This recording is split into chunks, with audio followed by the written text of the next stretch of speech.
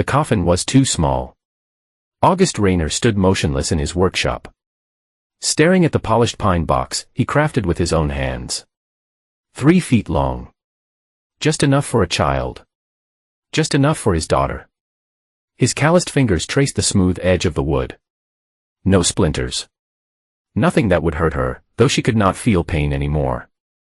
Not according to what the doctors had told him, that a rare illness, they said. Sudden onset. Nothing they could do. That August's jaw tightened. The workshop around him, usually his sanctuary, felt hollow now. The door creaked open behind him. He did not turn. "It's beautiful," Marla said, her voice even. Too even. August did not answer. His wife's heels clicked across the concrete floor. The sound sharp and intrusive in the sacred silence of his grief. "The funeral home called," she continued. "They need it by 4. August nodded once, still not looking at her. "I know. I've been thinking," Marla said, closer now. "After this is all. After we get through this, maybe we should consider moving. Starting fresh." August's hands froze on the coffin. "She's not even in the ground yet." "I know that," Marla said, a hint of irritation breaking through a carefully composed tone. "But we need to think about the future. This town, this house, it would just be a constant reminder." August finally turned. His wife stood before him in a black dress that hugged her slender frame. Her blonde hair pulled back into a neat bun. Not a strand out of place. Not a smudge in her makeup. 3 days after their daughter had been pronounced dead. And she looked like she was headed to a business meeting. "No," he said simply. That Marla's perfectly plucked eyebrows drew together. "August, be reasonable. There's nothing keeping us here now. We could." I said no. His voice came out harder than he intended. But he did not soften it. "This is Junie's home. Our home." A flash of something, frustration. Anger. Crossed Marla's face before she composed herself again. "Fine. We'll discuss it later." She checked her watch. "I need to confirm the catering for after the service. And I still need to pick up my shoes for tomorrow." August turned back to the coffin. "Shopping. That's what you redoing today?" Marla sighed. "Do not start, August. We all grieve differently. I need to stay busy." The door closed behind her. August waited until he heard her car start. Then sank to his knees beside the coffin. One hand still resting on the wood. Only then did he allow a single tear to fall. The Reiner's house was full of people August barely knew. Neighbors. Distant relatives. His wife's college friends. They moved around him like shadows, offering platitudes he could not hear over the roaring in his ears. She's in a better place. Time heals all wounds. At least she did not suffer long. August stood in the corner of his living room. A glass of untouched whiskey in his hand. Watching Marla work the room. She moved from group to group. Accepting hugs. Nodding at sympathetic words. Occasionally dabbing at eyes that remained remarkably dry. Harlow approached him. Her normally wild brown hair subdued into a ponytail. Dark circles under her eyes. Unlike the others. His sister did not offer platitudes. "This is bullshit," she said quietly. Standing next to him. All these people pretending they knew Junie. August took the first sip of his whiskey. Marla invited them. Harlow snorted. Of course she did. Always did love being the center of attention. She caught herself. Sorry. Not the time. It's fine. August's eyes followed his wife as she accepted a hug from a tall man with carefully styled hair. Her hand lingered on his arm a moment too long. Who's that? Harlow asked. Following his gaze. Bryce Maddox. They went to college together. He moved back last year. Opened that fancy gym downtown. Harlow studied the man.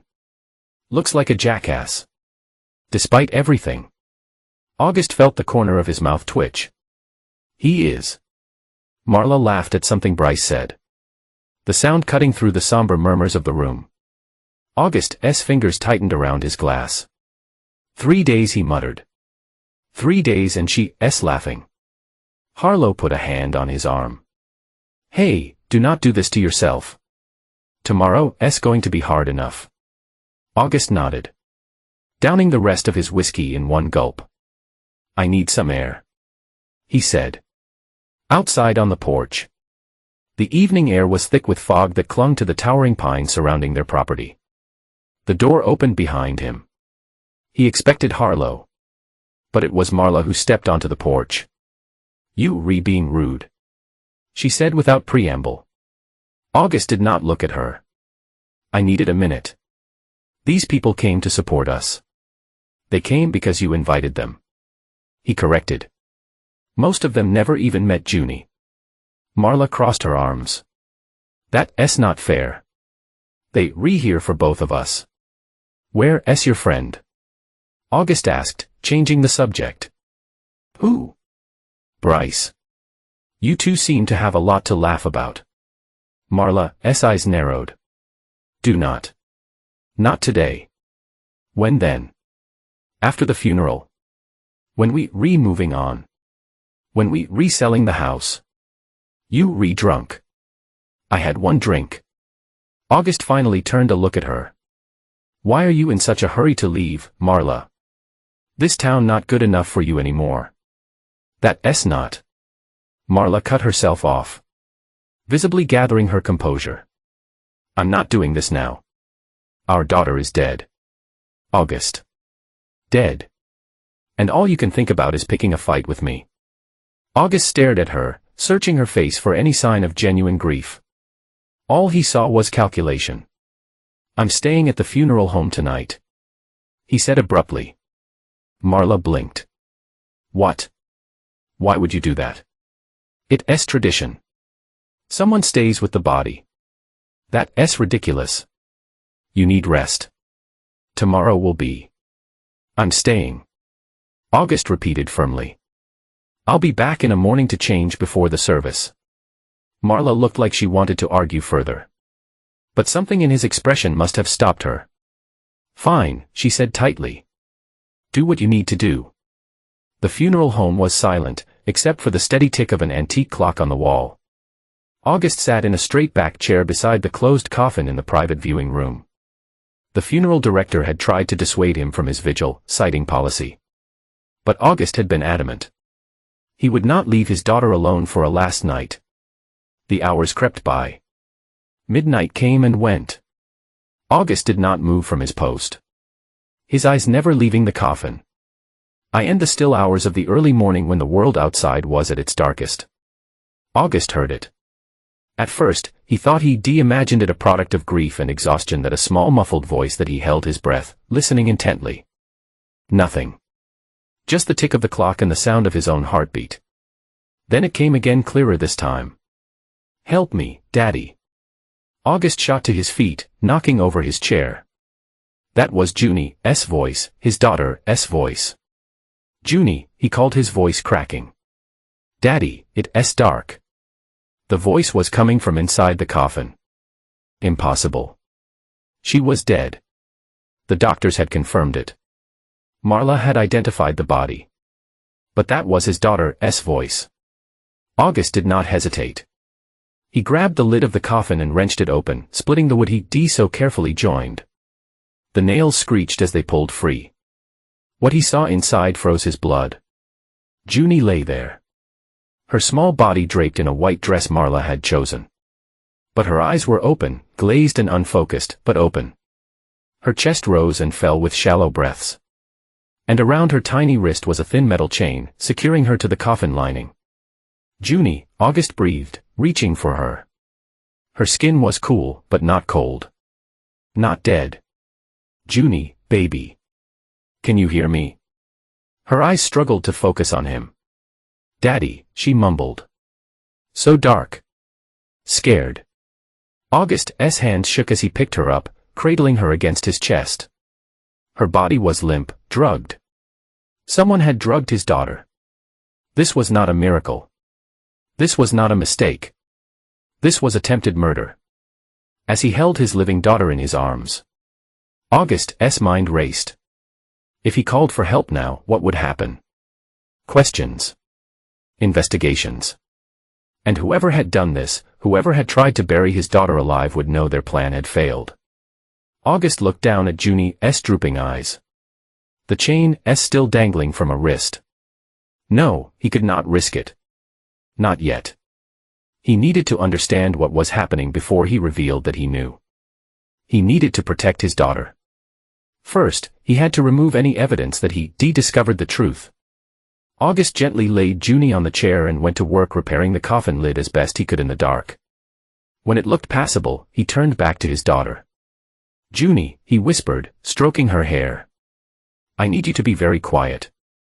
Can you do that for Daddy? She nodded weakly. Good girl. I'm going to take you somewhere safe. But it has to be our secret. Okay, secret, she repeated, her voice slurring. August wrapped his jacket around her small body and slipped out the back door of the funeral home, carrying his daughter into the foggy night. He had until morning to hide her and return before anyone realized what he discovered. And then he would find out who had tried to kill his little girl. Dawn was breaking as August slipped back into the funeral home. He'd taken Junie to Harlow's remote cabin just outside of town, the one place he knew would be safe. His sister had been shocked, horrified, and then grimly determined as he explained what little he knew. Stay with her, he instructed. Do not tell anyone. Do not leave for any reason. Harlow had nodded, already tucking the sleepy child into her bed. What about the funeral? Go on as planned. I need whoever did this to think they succeeded. Now, back at the funeral home, August straightened his rumpled clothes and prepared to face the day. The funeral director approached with a sympathetic smile. Mr. Rayner, how was your night? August cleared his throat. Fine. Thank you for allowing me to stay. Inside the coffin, August had arranged blankets to approximate a child's body. It would have to do an hour later.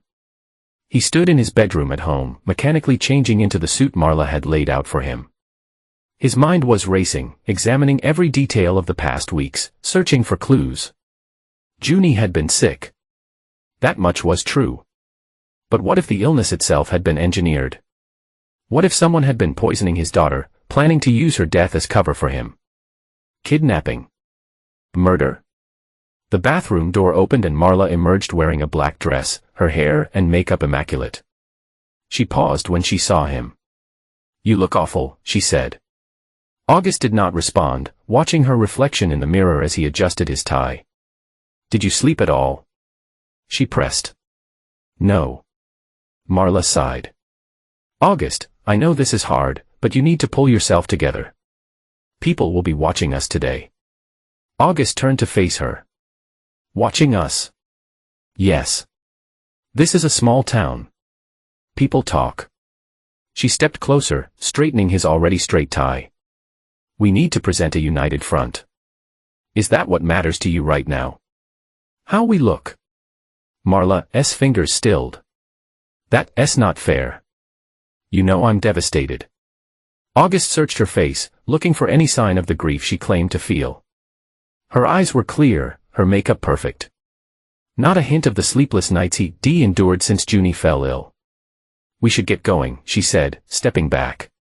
The service starts in an hour. August nodded, his decision made. He would play along, he would watch, and he would find out exactly what his wife knew about their daughter's supposed death. The funeral was a blur. August stood beside the small coffin, accepting condolences from neighbors and friends, his eyes constantly tracking Marla as she moved through the crowd. She performed grief, perfectly, a trembling lip here, a dabbed eye there, leaning on friends for support at just the right moments. Bryce Maddox was there, offering his condolences with a hand that lingered too long on Marla's shoulder. August noted how she leaned into the touch. When it came time to lower the coffin, August steeled himself for the performance of his life. He allowed a single tear to track down his cheek as he tossed a handful of dirt onto the pine box. Beside him, Marla dabbed at dry eyes with a lace handkerchief. That night, after the last of the mourners had left their home, August retreated to his workshop. He needed space to think, to plan. But more than that, he needed to search for evidence. He started in Junie's room, carefully going through her belongings, looking for anything unusual. Finding nothing, he moved to the master bedroom, waiting until Marla was in the shower before searching her side of the room. In the back of her nightstand drawer, beneath a stack of fashion magazines, he found a burner phone. Basic model, no password protection, heart pounding. August scrolled through the sparse messages. Most were to, and from a contact, listed simply as being everything set for Friday. BS. Doctor says it's untraceable. Marla and after be freedom at last. Marla, the most recent message, sent the morning of the funeral. When it's done, we'll have everything we wanted. August's hands shook with rage. He took photos of the messages with his own phone, then returned the burner to its hiding place, just as the shower shut off. He needed more evidence. And he needed to understand why. Why would Marla want to fake their daughter's death? Why chain her inside a coffin? Over the next few days, August maintained a facade of a grieving father while secretly investigating. He checked Junie's medical records, speaking with her doctor under the guise of seeking closure. It's just so sudden, he told the nervous young physician. One day she's fine, the next she's gone. Dr.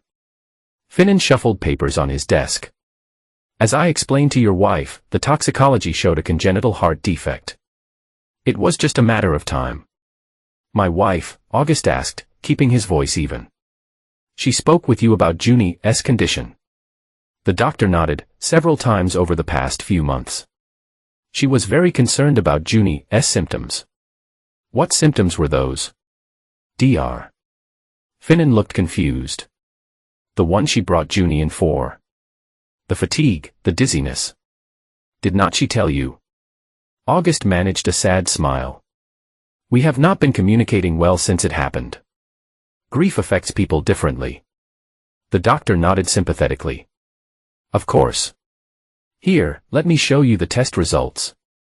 The papers he handed over meant nothing to August's medical jargon and numbers that could have been fabricated easily enough with the right connections. May I see the actual toxicology report? August asked. After more gentle insistence, the doctor reluctantly pulled up the report on his computer. August scanned it, noting the signature at the bottom, Bematik's lab director. The pieces were falling into place, forming a picture too terrible to contemplate. His wife and her lover had conspired to fake their daughter's death.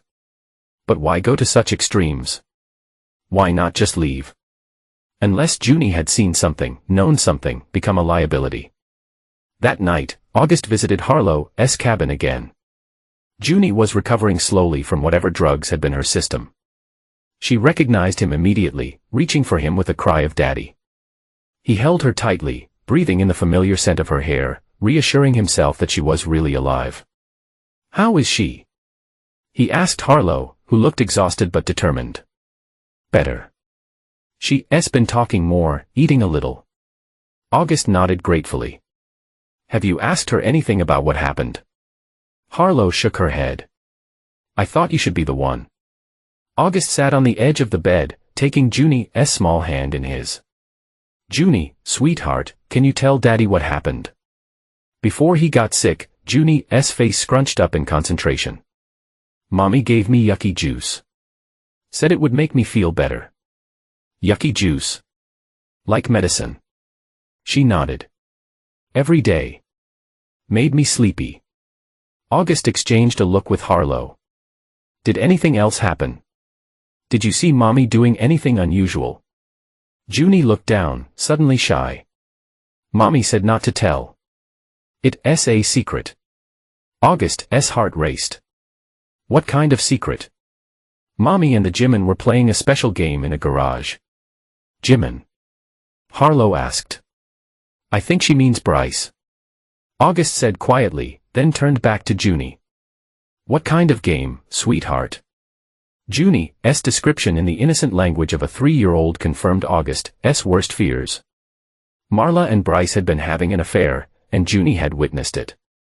Did you tell Mommy that you saw them? Junie nodded. She got mad. Said I was a bad girl for watching. Said I could not tell Daddy. August pulled his daughter close, his mind racing. Now he understood. Junie had become a witness, a liability. Rather than risk the child revealing the affair, they concocted an elaborate plan to eliminate her entirely.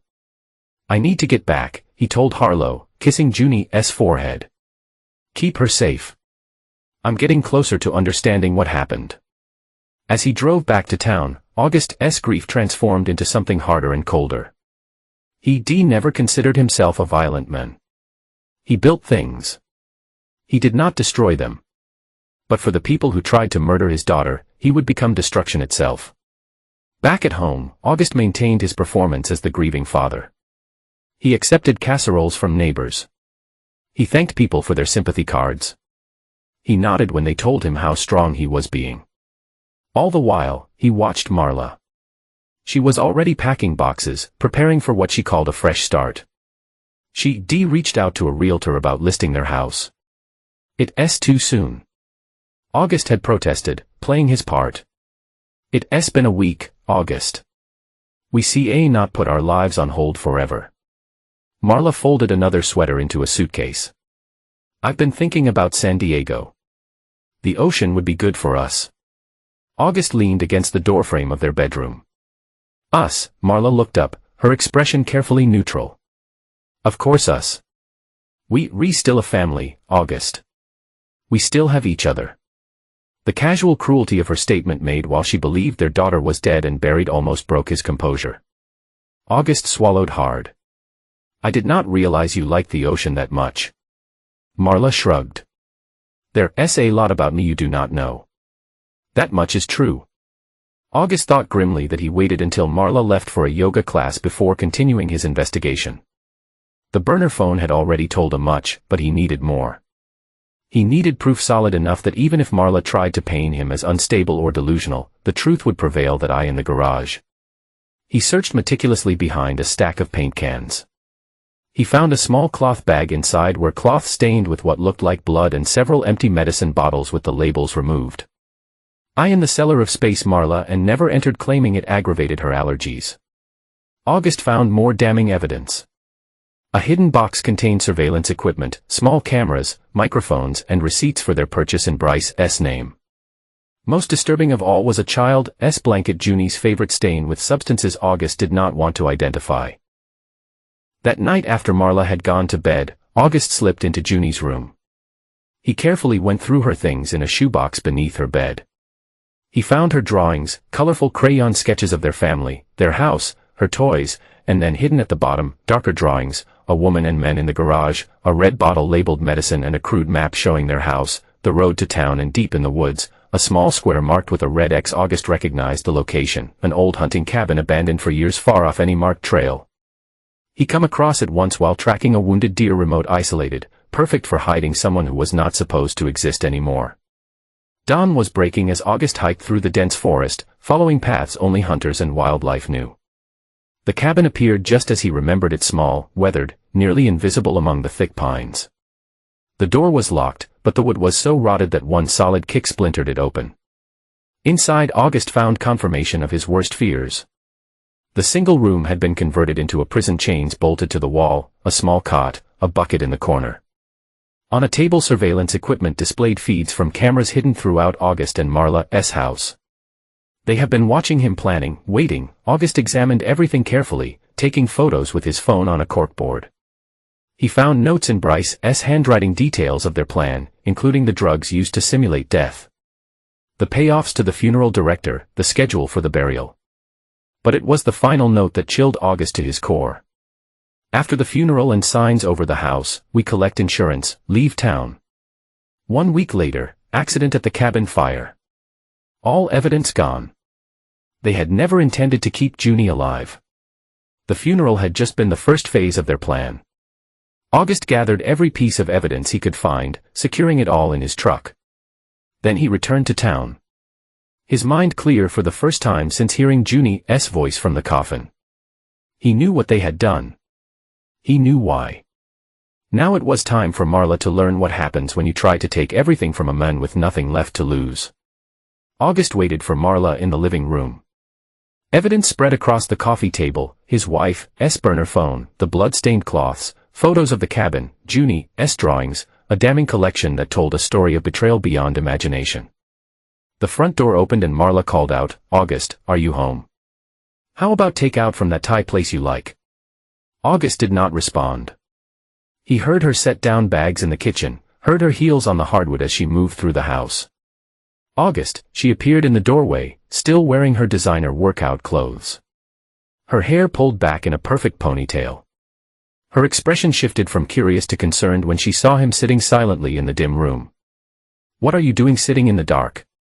she asked, reaching for the light switch. "Do not," August said quietly. Marla's hand froze. "What's wrong? You re-scaring me." "Am I?" August gestured to the coffee table. "Take a look." Marla stepped closer, her eyes falling on the items spread before him. He watched her closely, saw the moment recognition dawned, saw the flicker of fear quickly masked by confusion. "What is all this?" she asked, her voice steady. Too steady. "You tell me." Marla picked up the burner phone. "Where did you find this?" "In your nightstand.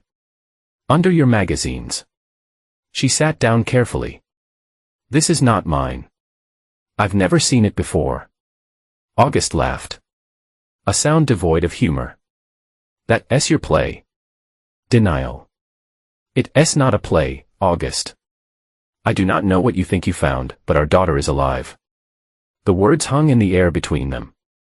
Marla froze, her face a perfect mask of shock that did not reach her eyes. "What are you talking about?" "August, you not making sense." "The grief is, stop." August stood towering over her. "I found her, Marla, in the coffin, chained, drugged, but alive." Marla took a step back, her composure slipping. "That's impossible. You not well. You need help." "I've been helping myself," August said, picking up the photos of the cabin. "Interesting place, that old hunting cabin set up like a prison or a tomb." Marla's eyes darted to the photos, then back to his face.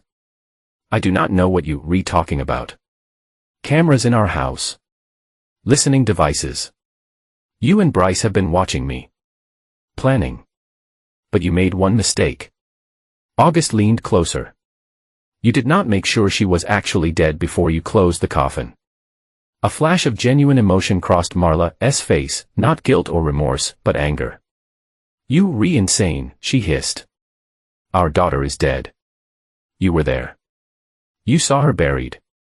August shook his head. "I saw an empty coffin buried. Junie is safe. And she's talking, Marla, telling me about the yucky juice you gave her every day. About the games she saw you playing with the gym men in our garage." Marla's face hardened. Even if any of this were true, which it's not, who do you think people would believe? The grieving, unstable father who dug up his daughter's grave, or the devoted mother trying to help her husband through a psychotic break? That's your defense? That I'm crazy? August gestured to the evidence. The police would not think so. Marla's lips curled into a cold smile. The police, you think they'll believe you over me? The respectable business owner's daughter against the backwards carpenter. She picked up Junie's drawing, examining it with detached interest. "This is your evidence." A child's scribble. August watched her, seeing for the first time the true Marla, calculating, cold, utterly without remorse. "Why?" he asked simply. "Why not just leave? Why this elaborate plan?" Marla sighed, dropping the pretense. "You really do not understand, do you? This house, this land, it's worth a fortune. And your life insurance? Even more. Divorce would get me half at best. This way I get everything." And Junie, Marla's expression hardened. She complicated things. Children talk, August. They say the most inconvenient things at the worst possible times. August's hands curled into fists. "She's your daughter. She's a reminder of a life I never wanted." Marla straightened, smoothing her workout top. "It does not matter now. You have no real proof. You worried against mine. And by tomorrow, I'll have a restraining order against you for threatening me during a psychological break." She turned to leave, but August's voice stopped her. "I never said where I took her. Marla glanced back. What? Junie. I never said where I'm keeping her. Safe from you. Safe from Bryce. August's voice was deadly calm. If anything happens to me, evidence goes to the police, the newspapers, and everyone in town. Pictures, videos, recordings, everything. For the first time, uncertainty flickered across Marla's face. You re-bluffing. Test me. August challenged. See what happens when you try to take everything from a man who's already lost it all. They stared at each other, the air between them charged with hatred and the remnants of life built on lies. Finally, Marla spoke, her voice cold. This isn't over, August.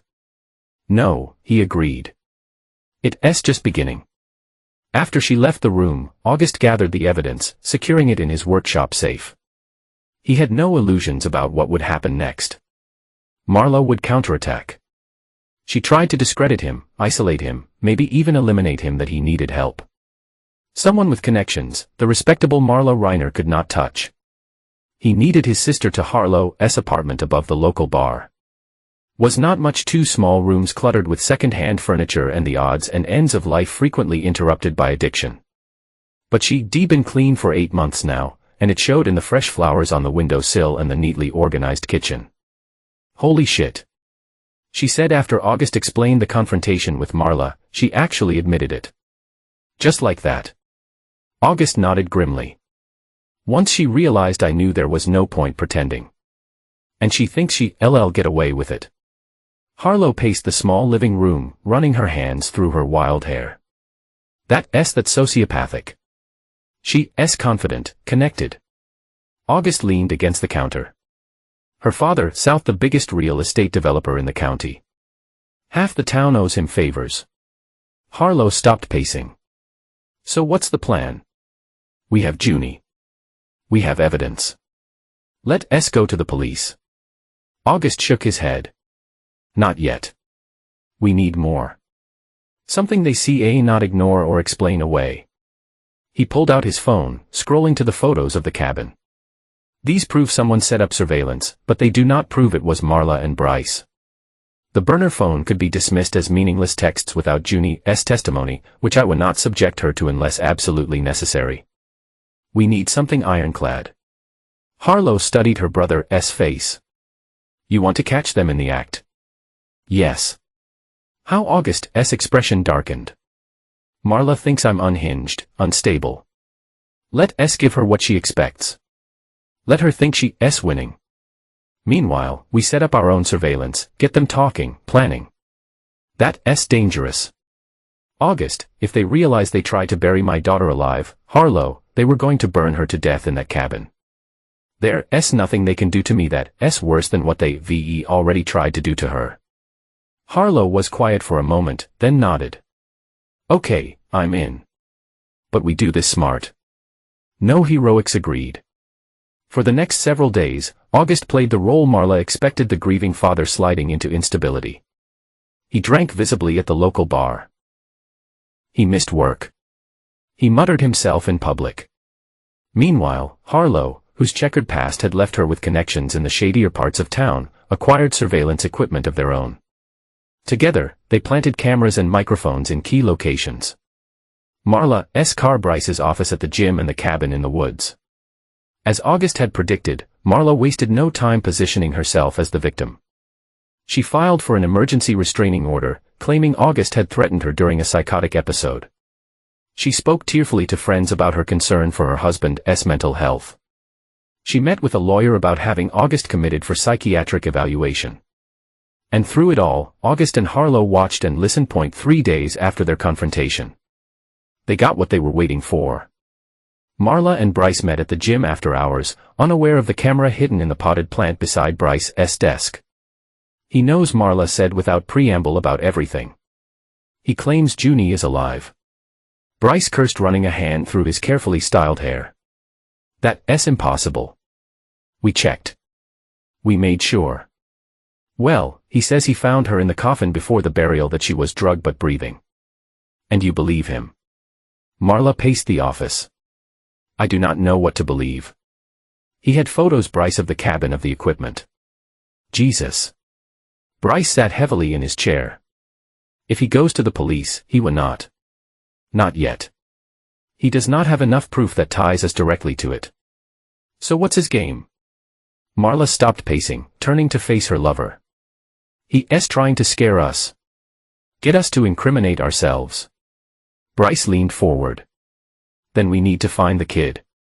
Finish what we started. No, Marla's voice was firm. That's too risky. Now we need to discredit him first.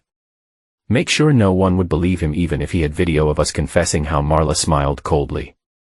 I've already started the restraining order. The rumors about his mental state. Tomorrow I meet with Dr. Richardson about having August committed for evaluation. Once he's labeled unstable, nothing he says will matter. Bryce did not look convinced. And if that does not work, Marla's expression hardened, then we'll have to be more direct. Watching the video feed from Harlow's apartment, August felt cold fury wash over him. Even now, knowing he discovered their plan, they were plotting. Not to run, not to deny, but to eliminate him and find Junie. We've got them. Harlow said, her eyes glued to the screen.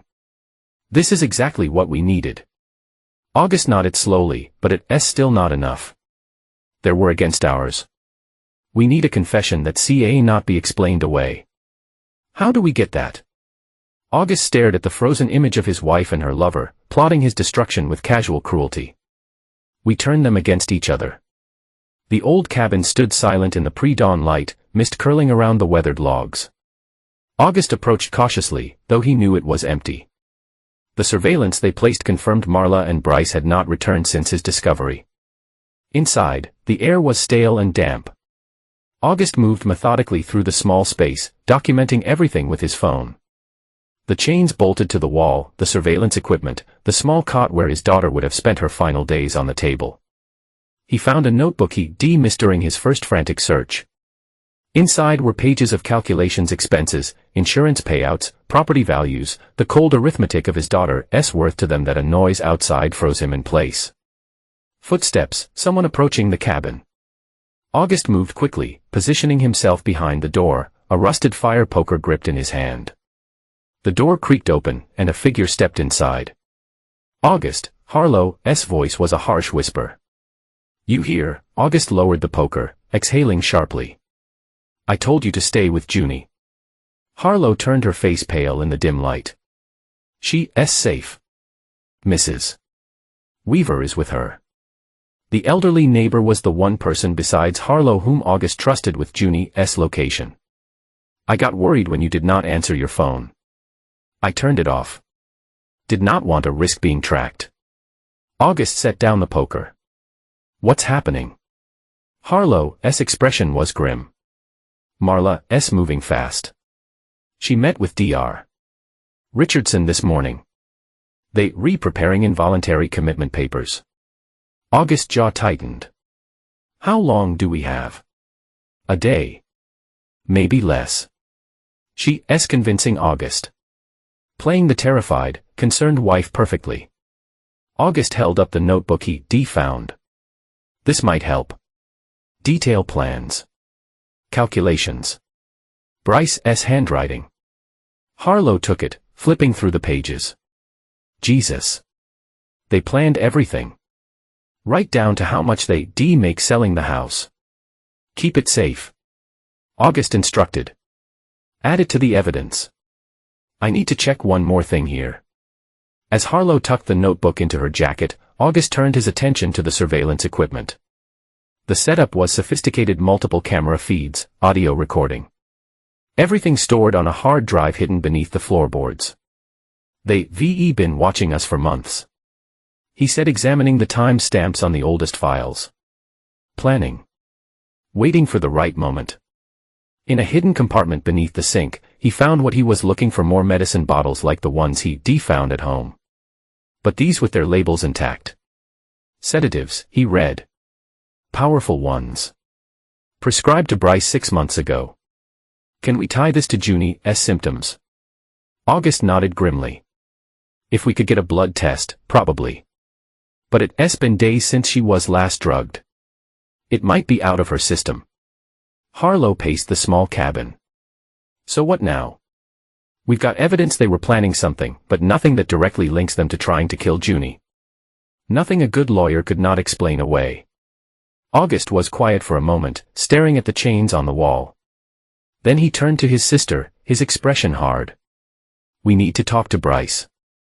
Alone, Bryce Maddox lived in a modern apartment above his gym. All sleek lines and minimalist furniture. August had watched through the surveillance they planted as Bryce came home, showered and settled in with a protein shake and his laptop. Now, as midnight approached, August slipped into the building through the service entrance, using the key card Harlow had borrowed from one of her less reputable friends. He moved silently up the back stairs, avoiding the cameras in the main hall to a Bryce's door. He paused listening. The faint sound of a TV came from inside. August pulled on gloves, then knocked firmly. Maintenance, he called, disguising his voice. Water leak in a unit below. Need to check your bathroom. Footsteps approached. The door opened and Bryce stood there in sweatpants and a t-shirt. His expression changing from annoyed to shocked as he recognized August. Before he could react, August shoved him backward into the apartment, closing the door behind them. What the hell? Bryce stumbled, regaining his balance. CA not be here. There's a restraining order. Shut up. August's voice was deadly calm. Sit down. Something in August's expression must have convinced Bryce to comply. He sank onto the leather couch. Eyes darting toward his phone on the coffee table. Do not, August warned. You will not reach it in time. Bryce raised his hand slightly. Look, I do not know what Marla told you, but I said shut up. August remained standing, looming over the other men. I've seen the cabin. I've read your notes. I know everything. Bryce's face paled slightly. I do not know what you talking about. No. August pulled out his phone, playing the video of Bryce and Marla in the gym office. We need to find the kid. Finish what we started. He stopped the playback. Sound familiar? Bryce swallowed hard.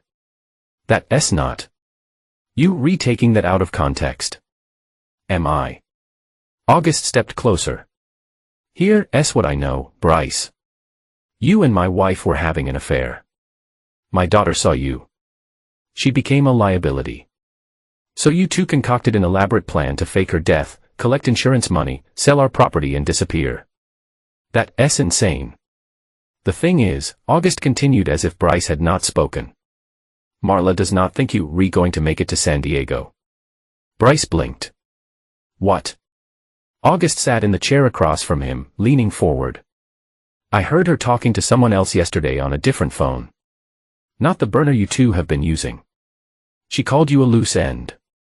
Said once the money came through, she'd have to clean up before meeting her real partner in Mexico. It was a lie, but one calculated to hit Bryce, where he was most vulnerable, his trust in Marla. August watched as uncertainty flickered across his face. You lying. Bryce said, but with less conviction. Am I? August pulled out the notebook from the cabin. I found this today. Your handwriting, your plans. But the interesting part, he flipped to the back pages. These calculations, ways to split the money 2 ways, not 3. Notes about how to establish an alibi for a partner's unfortunate accident. The pages were blank, but Bryce could not see that from where he sat. August watched the doubt grow in his eyes. Marla would not. Would not she? August leaned back. The woman who was willing to bury her own daughter alive. You think she draws the line at eliminating a gym owner with a gambling problem? Bryce's head snapped up. How did you know about? I know everything, Bryce. Everything. August's voice hardened, including how the police will find the drugs you used on my daughter in your apartment, how they trace the purchases to your credit card, how every piece of evidence will point to you as the mastermind with Marla as the manipulated, frightened accomplice. Fear replaced doubt in Bryce's eyes. You not prove anything. I do not have to prove it. I just have to plant it. August stood. Unless you help me, help you out. Confess. Tell the truth about what you and Marla planned. What you did to my daughter. Bryce laughed a brittle sound. And go to prison? No, thanks. You going to prison either way, August said coldly. The question is whether you go down alone, taking the fall for everything, where you take Marla with you. Silence stretched between them. August could almost see Bryce's mind working, calculating odds, looking for an angle. What if Bryce said finally, I had proof it was all Marla's idea, that she manipulated me? August's expression did not change. Let me guess. You recorded her insurance against exactly this scenario. Bryce's surprise confirmed the guess. August nodded slowly. Smart. Not smart enough, but smart. He stepped closer to Bryce. Here's what happens next. You give me that recording. You write out a full confession. And in exchange, I'll make sure the judge knows you cooperated. And if I do not, August's smile was cold. Then I leave. And 10 minutes later, the police find enough evidence in this apartment to put you away for life. And Marla walks free with everything she wanted. Bryce considered for a long moment, then nodded. My laptop. The password is Malibu 2020. There's a folder called insurance. August moved to the laptop, keeping an eye on Bryce as he accessed the files. Inside the folder were several recordings, dates, corresponding to meetings with Marla over the past 6 months. I am the most damning. Dated 2 weeks before Junie's death, Marla's voice came through clearly. Once she's gone, we'll have everything. The insurance pays double for accidental death. The house will sell for at least $1 million. We'll be set. Bryce's voice. But drugging her. Is not there another way? Marla, do not go soft on me now. It has to look natural. A tragic illness. A grieving mother. No one will question it. And then freedom. August transferred the files to his phone. His face expressionless despite the rage burning inside him, hearing his wife calmly discuss murdering their daughter. The confession, he said, turning back to Bryce. Write it. All of it. Bryce looked broken now. The reality of a situation sinking in. And then you turn yourself in tonight, before Marla realizes what you've done. She'll kill me. Bryce said, his voice barely audible, that August's expression showed no sympathy. You should have thought of that before you helped her try to kill my daughter. The police station was quiet at 2 a.m. when August walked in, a manila envelope in his hand. The desk sergeant, a weathered veteran named Collier, looked up with surprise. August, what brings you here at this hour? August placed the envelope on the counter. I need to speak with Sheriff Morton. It's urgent. Collier's expression softened with sympathy. Is this about the restraining order? Because I have to tell you, son, that's not something we can. It's about attempted murder. August interrupted. My daughters. Collier stared at him. Confusion evident. Your daughter? But I was at the funeral, August. She's alive. And I can prove it. The sergeant studied him for a long moment, then reached for the phone. I'll call the sheriff. 20 minutes later, August sat across from Sheriff Morton in an interview room. The evidence spread between them. The sheriff and no-nonsense woman who'd known August since he was a boy examined each item methodically. Let me get this straight.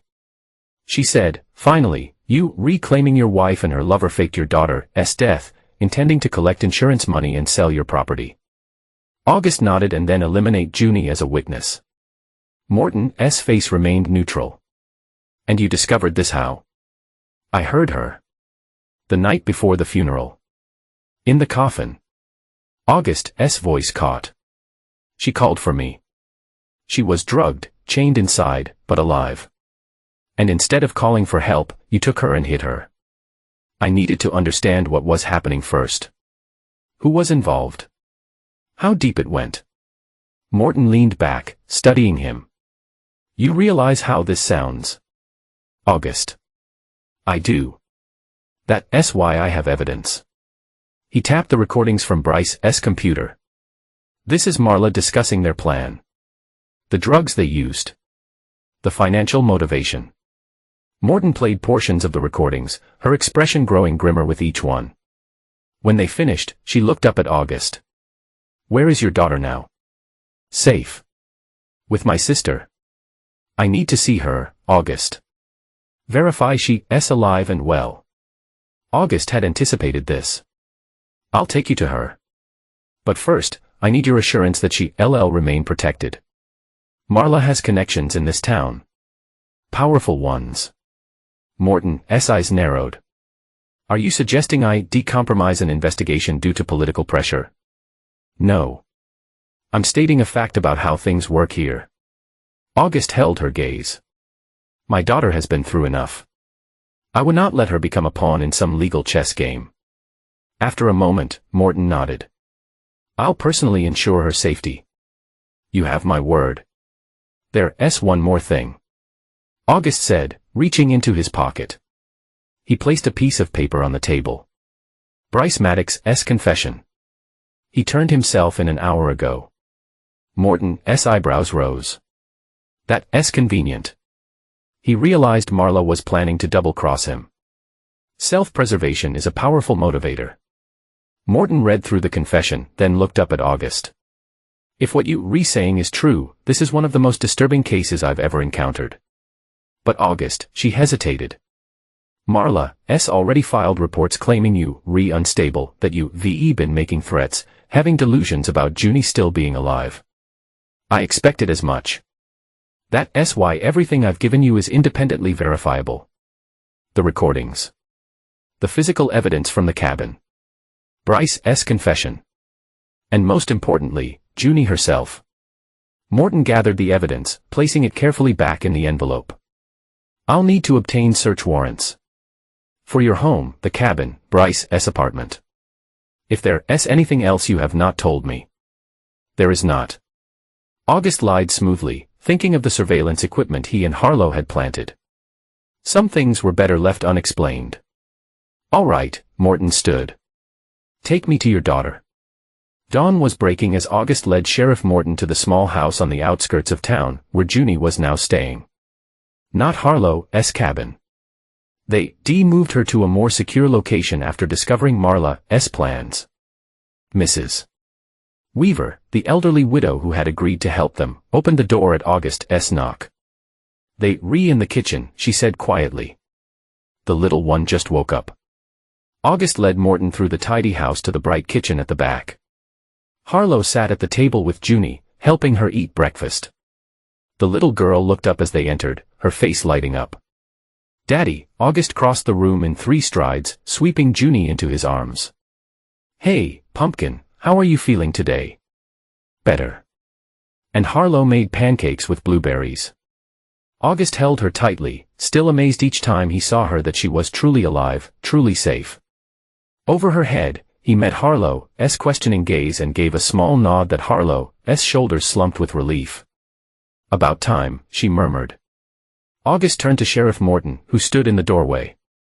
Her professional demeanor cracking slightly at the sight of the child everyone in town believed was dead.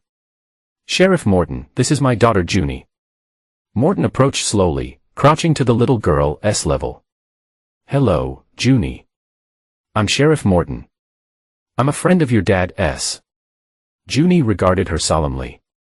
You have a star on your shirt. Morton smiled. That's right. It means I help people who are in trouble. Like Daddy helped me. Yes. Just like that. Morton looked up at August. I'll need to have a doctor examine her. Document her condition. August nodded. Dr. Westfield in the next county. I trust her. All right. Morton stood. I'll make the arrangements. In the meantime, she pulled out her phone, stepping away to make a call. When she returned, her expression was grim. I've issued an arrest warrant for Marla Rayner. Officers are on their way to your house now. She will not be there. August said she's been staying at her parents' since the restraining order. Morton nodded. We'll check there too. She hesitated. August, I should warn you. This is going to get ugly. Marla's father has a lot of influence in this town and your actions taking Junie, conducting your own investigation. They'll try to use that against you. I know. But I did what I had to do to protect my daughter. August held Morton's gaze. And I do it again. After Morton left to coordinate the arrest, Harlow approached August. Is it really happening? Are they finally going to pay for what they did? August watched Junie happily drawing at the kitchen table, oblivious to the adult conversation. It's starting, but it's not over. Harlow studied her brother's face. What are you thinking? August's expression was hard, determined that Marla would not go down without a fight. And neither will I. The arrest made headlines. The story of mother faking her child's death for insurance money was too sensational to ignore. Reporters descended on the small town.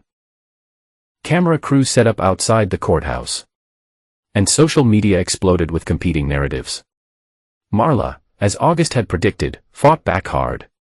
She denied everything, claiming August had kidnapped their daughter and concocted an elaborate hoax to frame her. Her father hired the best defense attorney money could buy, who quickly went to work, trying to discredit Bryce's confession and the evidence August had provided. But the physical evidence was overwhelming. The drugs found in Bryce's apartment matched those in Junie's system. The chains in the coffin matched those of the cabin. The surveillance equipment tied everything together. Most damning of all were the recordings of Marla calmly discussing her daughter's death and a financial windfall it would bring. 2 weeks after the arrests. August sat in the courtroom, watching as Marla was led in wearing an orange jumpsuit. She looked nothing like the polished, confident woman he married. Her hair was limp. Her face bare of makeup, dark circles under her eyes. For a moment, their gazes met across the room. August expected to see hatred, defiance. Instead, he saw calculation. Even now, she was looking for an angle, a way out. The preliminary hearing was brief. The judge denied bail, citing the severity of the charges and the risk of flight. As Marla was led away, she turned to look at August one last time. This is not over, she mouthed. August watched her go, his face expressionless. No, it was not over. But for the first time since finding Junie in that coffin, he felt something like victory. Outside the courthouse, reporters swarmed him, shouting questions. Mr. Rayner, how do you feel about your wife's arrest? Did you suspect your wife was planning this all along? Will Junie testify against her mother? August ignored them all, pushing through the crowd to where Harlow waited with the car. How did it go? She asked as he slid into the passenger seat. Bail denied.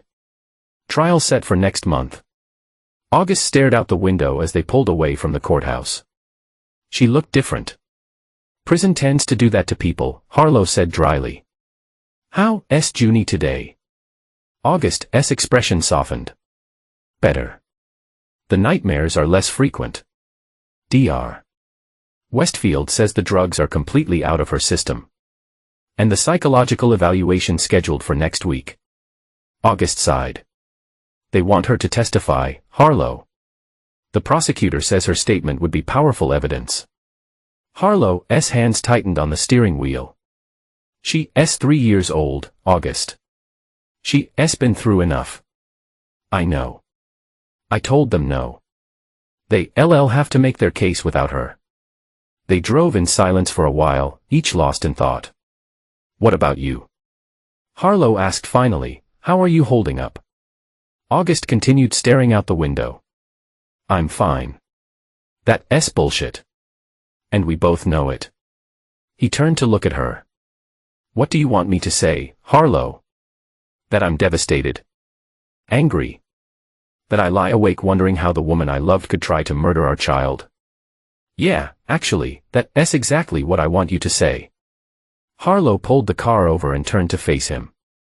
You have not processed any of this, August. You've been in survival mode since the moment you found Junie. But sooner or later, you're going to have to deal with what happened. August looked away. I'm dealing with it. No, you're not. You're shutting down. Going through the motions. Harlow's voice softened. Junie needs you, August. Not just physically present, but emotionally too. She's going to have questions as she gets older. Hard ones. August closed his eyes briefly. I know. So talk to me. Tell me what you're feeling. For a moment, August was silent. When he spoke, his voice was barely audible. I want to kill her, he said simply. Every time I think about what she did, what she was planning to do, I want to wrap my hand around her throat and squeeze until she stops breathing. He looked at his sister, his eyes haunted. What kind of person does that make me? Human. Harlow answered without hesitation. It makes you human, August. Anyone would feel that way. Would they? August turned back to the window. Sometimes I wonder if I'm becoming like her. Cold. Calculating. You're nothing like her. Harlow said firmly. Everything you've done has been to protect Junie. Everything Marla did was to destroy her. August nodded slowly, but Harlow could see he was not convinced. Let us go home, he said. Junie will be wondering where we are. As Harlow pulled back onto the road, August returned to staring out the window. His reflection in the glass is hard and unreadable as stone. The weeks leading up to the trial passed in a blur of legal meetings, therapy sessions for Junie, and endless media coverage. August kept his daughter isolated from the circus, creating a protective bubble around her with Harlow's help. But the strain was beginning to show. August barely slept, spending his nights patrolling the property, checking locks, jumping at shadows. During the day, he was focused, determined, the perfect father, but Harlow inside, running on nothing but the need to ensure Junie's safety and Marla's conviction. You're wearing yourself down. Harlow told him one evening after Junie had gone to bed. You see, not keep this up. August continued cleaning his hunting rifle, a task he'd taken to performing nightly. I'm fine. You're not fine. You're a walking ghost. Harlow took the cleaning rod from his hands, forcing him to look at her. The security system is on. The doors are locked. No one is getting past us to hurt Junie. August took back the rod, resuming his methodical cleaning. Marla's father hired a new lawyer yesterday, some hotshot from Portland, who specializes in mental health defenses. Harlow frowned. What does that mean? It means they're going to claim Marla suffered from postpartum psychosis. That she was not in her right mind when she planned all this. That's ridiculous. Junie is 3 years old. Postpartum psychosis happens right after birth. August shrugged. They argue it was untreated, that it got worse over time. They already lined up an expert witness to testify about it. Harlow studied her brother's face. What about Bryce? Is he still cooperating? A flicker of something's satisfaction crossed August's face. For now, but his lawyer is pushing for a deal. Reduced charges in exchange for testifying against Marla. His phone buzzed in his pocket. A text from an unknown number. Need to talk. Important. About him. Meet at the bar. 10 p.m. August stared at the message. Bryce was supposed to be in jail awaiting trial. Had he made bail? Or was this a trap? Only one way to find out. The Timberwolf was the kind of bar that catered to locals, not tourists. August arrived at 1015, deliberately late, scanning the room carefully before entering. In the back booth, partially hidden by shadows, sat Bryce Maddox. He looked diminished, somehow thinner, paler. The cockiness gone from his posture. His lawyer sat beside him, an old man with shrewd eyes who watched August approach with obvious weariness. You came.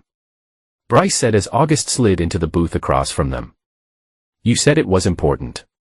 August kept his hands on the table, visible. How are you even here? The lawyer answered. Mr. Maddox has been released on his own recognizance, pending cooperation with the prosecution. He extended a hand. Martin Weber.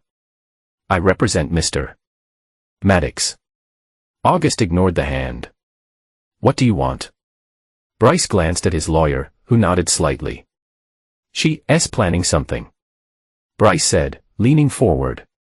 Marla. She got a message to me in jail. Said if I testified against her, I'd never make it to the witness stand. August studied him, looking for signs of deception. And now you concerned for your safety. Would not you be? Bryce ran a hand through his hair, no longer carefully styled. August noted. Her father has connections. Deep ones. People who can make problems disappear. What kind of message? How did she get it to you? Bryce shook his head. I do not know. It was just there in my cell one morning. A note. Do you still have it? No. It said to destroy it after reading. August's eyes narrowed. Convenient. Weber interjected. Mr. Rayner, we're not here to play games. My client is taking a significant risk, even speaking with you. He believes Mrs.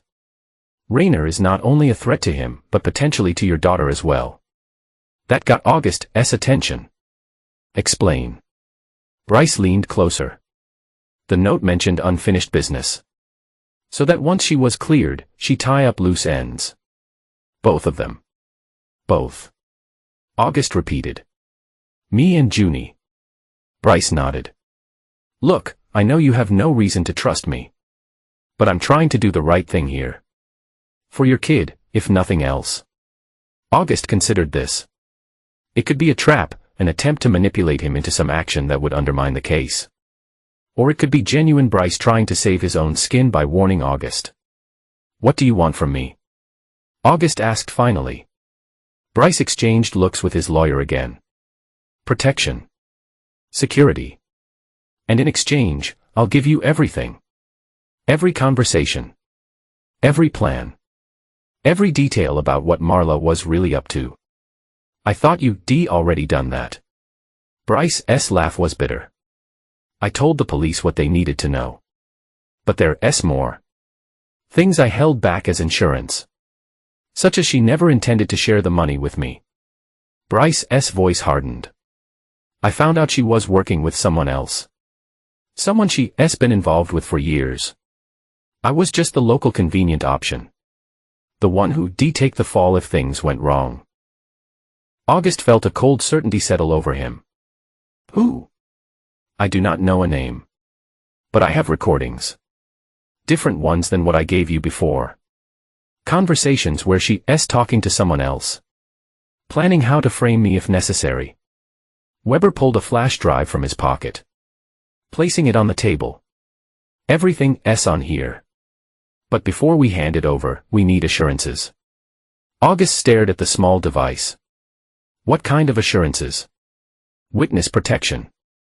A recommendation to the judge for leniency. In your testimony that my client was manipulated by Mrs. Rayner. August looked from the lawyer to Bryce. Contempt evident in his expression.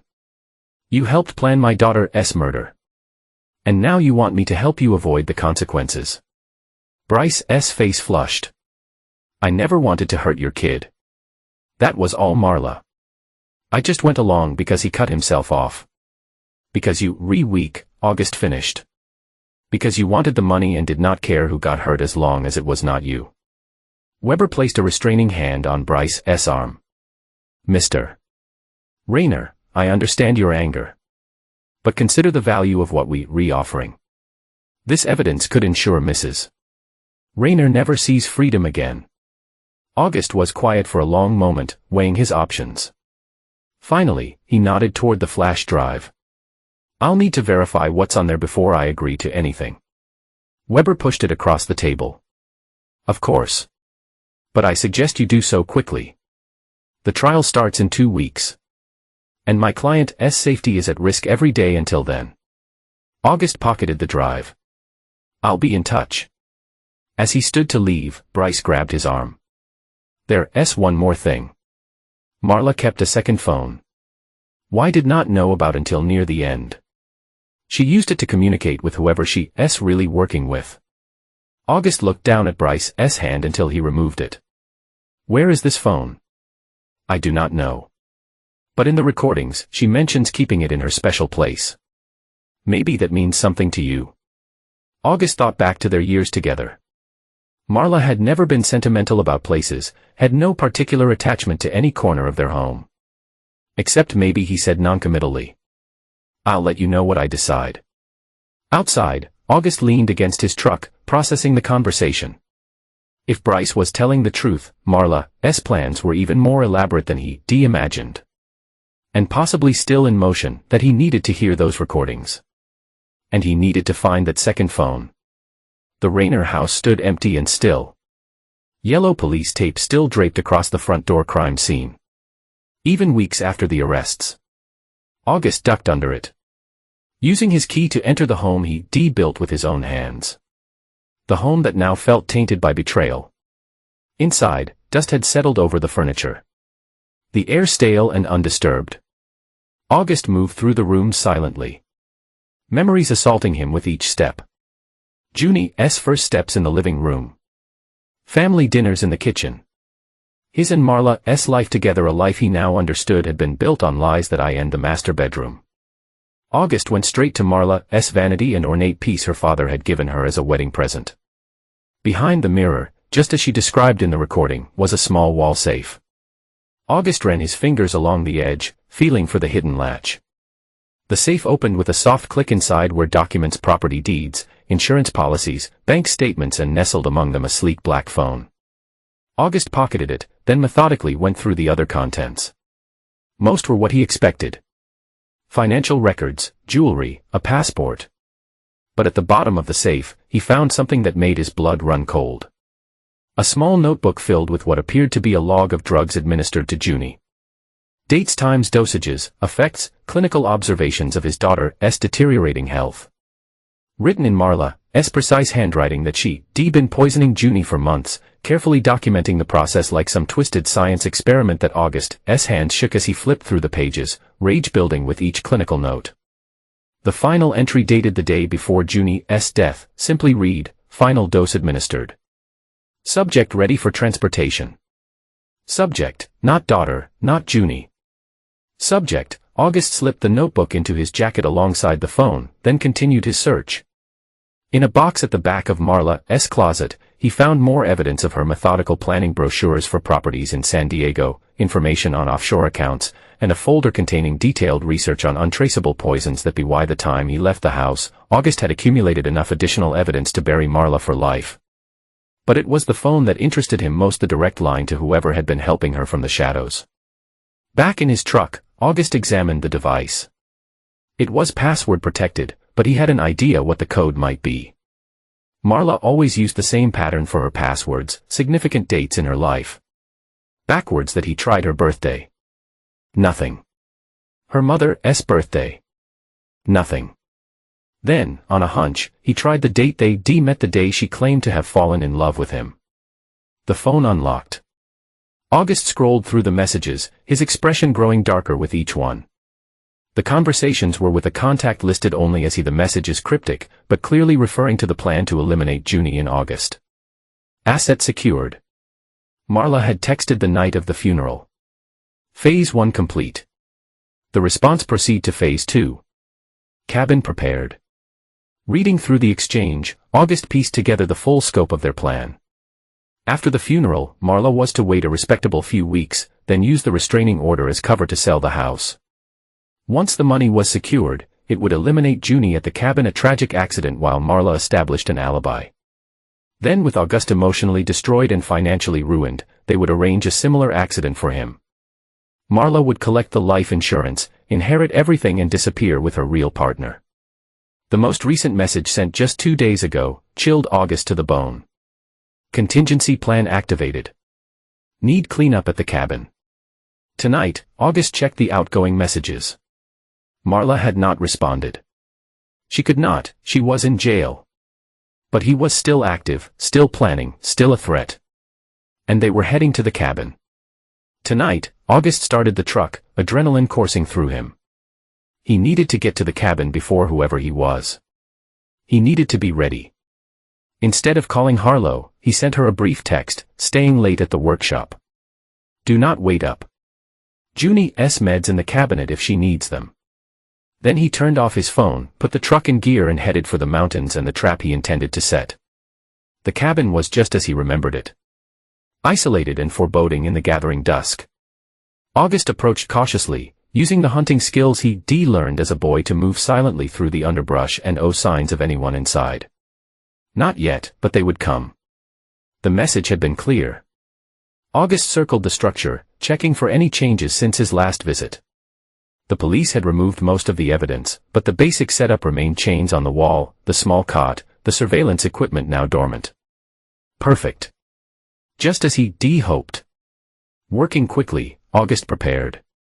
He positioned himself in the dense woods surrounding the cabin, settled into the natural blind formed by a fallen tree, and waited, his hunting rifle beside him. Hours passed. The forest grew dark. Then darker still as clouds obscured the moon. August remained motionless, his senses attuned to every sound, every shift in the night air. Just after midnight, he heard the soft crunch of tires on gravel, quickly cut as an engine died. Then footsteps, moving with purpose toward the cabin, did a beam of light cut through the darkness, sweeping the area before settling on the cabin door. August watched as a figure approached, tall, male, moving with the confidence of someone who believed they were alone. The man entered the cabin, the beam of his flashlight visible through the dirty windows as he moved around inside. August remained still, watching, waiting for the right moment. 5 minutes passed. 10. Then the man emerged, making a call on his phone. "It's clear," he said, his voice carrying in the still night air. "No sign of the kid or the sister. Must have moved them." He paused, listening. "Yeah, I'll keep looking. Check the other places we discussed. Do not worry, they will not get far." August had heard enough. He raised his rifle, sighting along the barrel at the men silhouetted against the cabin. One squeeze of the trigger and the threat would be eliminated. Simple. Final, but no. That would be too quick. Too merciful. And it would leave too many questions unanswered. Instead, August lowered the rifle and reached for the tranquilizer gun he brought as a backup. A tool he used for years to sedate injured wildlife before transportation. The dart hit the man in the neck, the impact causing him to drop his phone with a curse. He reached up, pulling out the dart, but it was too late. The sedative worked quickly to the man's knees buckled. August emerged from his hiding place, moving swiftly to catch him before he hit the ground. The beam of the fallen flashlight. August recognized him, Edward Talbot, Marla's father's head of security, the man who had attended their wedding, who had helped August install the alarm system in their home, who had bounced Junie on his knee at family gatherings. "Hello, Edward," August said quietly, dragging the semi-conscious man into the cabin. "We need to talk." When Edward regained consciousness, he found himself in a familiar position chained to the wall of the cabin. Just as Junie had been intended to be, August sat across from him, cleaning his hunting knife with methodical precision. "Welcome back," August said without looking up. Edward tugged at the chains, his expression transitioning from confusion to anger. "What the hell is this, Raynor?" "Justice," August replied simply, "or the beginning of it. You've lost your mind when I do not report back." To who August finally looked up. "Marla's in jail. Her father thinks you checking on one of his properties upstate. No one knows you here, Edward. No one's coming to save you." Edward fell silent, assessing his situation with the calculated calm of a professional. "So what's your plan? Torture me? Kill me?" A cold smile spread across his face. "You do not have it in you, August. You're a builder, not a destroyer. That's why Marla chose you: soft, malleable, easy to manipulate." August continued cleaning his knife. "You're right. I'm a builder. I build a life, a home, a family." He set the knife down. "And you and Marla try to destroy all of it." He stood moving to a table where he laid out the evidence. He collected the phone. The notebook printed copies of the messages between Marla and "I know everything. Edward, the plan to kill my daughter, the surveillance, the poison, all of it." August's voice remained calm, controlled. "What I do not know is why. Why you? What did Marla offer that was worth becoming a child killer?" Edward's expression changed. A flicker of something: regret, fear, crossing his face before he masked it. "You would not understand. Try me." For a long moment, Edward was silent, his eyes never leaving August's face. Then he sighed. She's my daughter. August blinked. What? Marla. She's my daughter. Edward laughed bitterly at August's confusion. Not Jack Henley's little princess. Mine. A product of an affair with his wife 28 years ago. August struggled to process this. Jack does not know. No one knows except Catherine, Marla's mother, and us. Jack thinks she's his. Always has. Edward leaned back against the wall. I've watched my daughter from the shadows her entire life. Protected her. Supported her.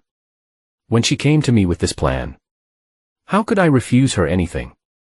Even murder? August's voice hardened. She's your granddaughter. A mistake. Edward spat. A complication Marla never wanted. You pressured her into having a child. August. Something she never desired. August thought back to the early days of their marriage. Marla had seemed happy about the pregnancy. Had seemed to love Junie in those first months. Had it all been an act? So the two of you plotted to kill an innocent child. For money. For freedom. Edward corrected. For Marla to finally have the life she deserves. August studied the men before him. A father so twisted by his secret love for his daughter that he'd become an accomplice to the most heinous of crimes.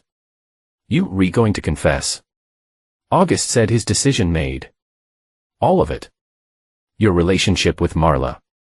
The plan. Your role. Everything. Edward laughed. Or what? You kill me. Then you never have your proof. I do not need to kill you.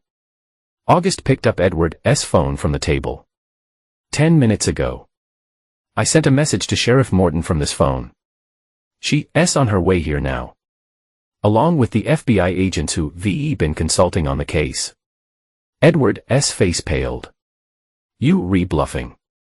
Check for yourself. August held up the phone. Showing the sent message of full confession. Detailing Edward's relationship with Marla and their plot. Along with the cabin's coordinates. You never prove any of this. Edward said. But the confidence was gone from his voice. It's your word against mine. No. August gestured to the corner of the cabin, where a small red light blinked on the surveillance equipment. It's your word against yours. I've been recording since the moment you woke up. As if on cue. The distant wail of sirens echoed through the forest. August gathered the evidence, placing it carefully in a bag. They'll be here soon, he said, moving toward the door. You might want to start thinking about what kind of deal you can make. Marla's already looking for someone to blame. Might as well be you. As August stepped outside to wait for the authorities, he felt a strange sense of peace wash over him. Not happiness. He was not sure he would ever feel that again. But satisfaction. The knowledge that the people who had tried to destroy his family would pay for their crimes. Justice's way. The courtroom was packed. Every seat filled with spectators eager to witness the sensational conclusion to what the media had dubbed the Coffin conspiracy. August sat in the front row directly in Marla's line of sight. His expression impassive as the jury filed in. The trial had lasted 3 weeks. A parade of damning evidence and testimony culminating in Edward Talbot's devastating account of the plot he and Marla had orchestrated in exchange for leniency.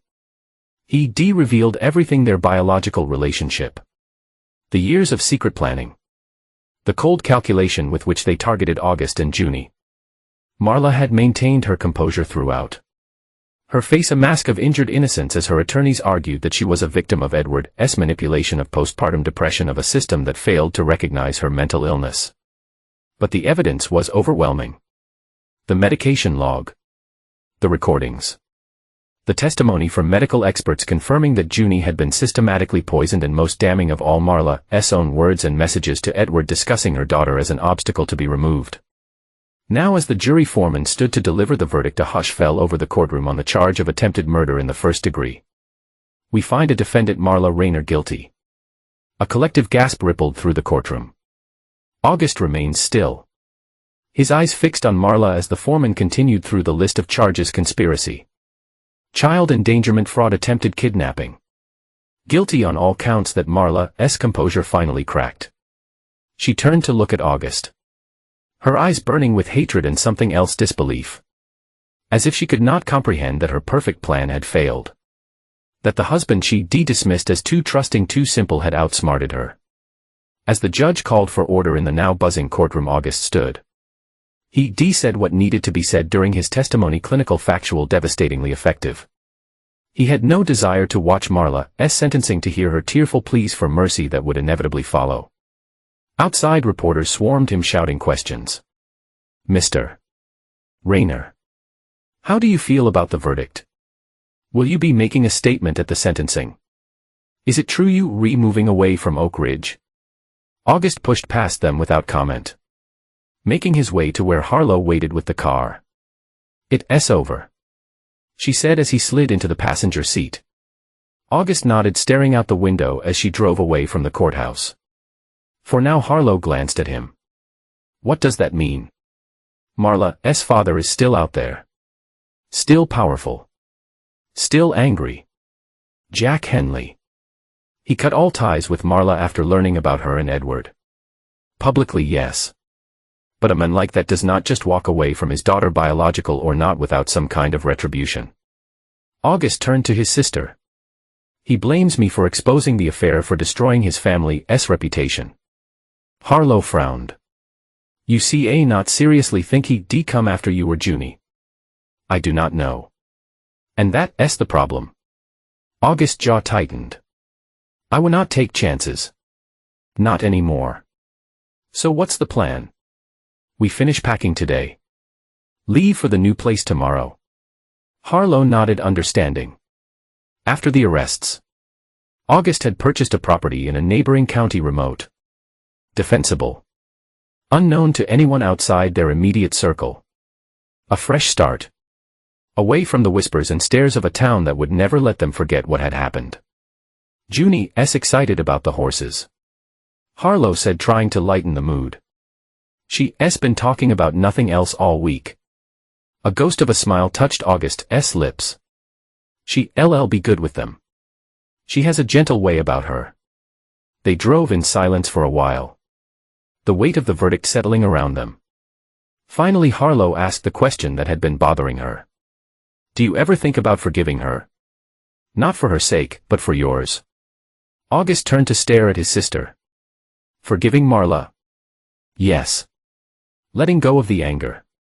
Moving on. August looked away, his profile hard against the afternoon sun. Would you forgive someone who tried to murder your child? No. Harlow admitted. Probably not. There's no probably about it. Some things are unforgivable. August's voice was quiet but firm.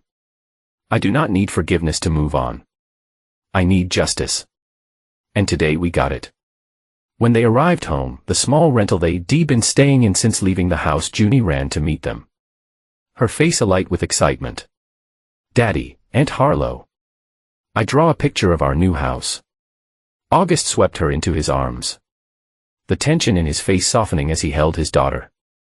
Did you know? Let's see this masterpiece. Junie proudly presented her drawing, a colorful crayon rendition of a house surrounded by trees with stick figures representing their family. That's you, she explained, pointing to the tallest figure. And that's me. And that's Aunt Harlow. And that's our new doggy we going to get. August raised an eyebrow at Harlow, who shrugged innocently. A doggy? Huh? He said, carrying Junie into the house. We'll have to talk about that. As he listened to his daughter chatter about the dog, she wanted a big one. With floppy ears, named Pancake, August felt something loosen in his chest. Not forgiveness. Never that. But perhaps the first tentative step toward healing. 6 months later, August stood on the porch of their new home. Watching as Junie played with the puppy, they finally adopted a golden retriever mix with indeed very floppy ears. Pancake, true to Junie's vision. The property stretched out before him, 20 acres of woodland and pasture with a small stable he built housing the pair of gentle horses that were Junie's pride and joy. The house itself was modest but solid, built with his own hands over the past months. Harlow emerged from inside, carrying 2 cups of coffee. She handed one to August, following his gaze to where Junie was teaching Pancake to sit. "She's doing well," Harlow observed. "The nightmares are almost gone." August nodded. "The therapist says she's resilient.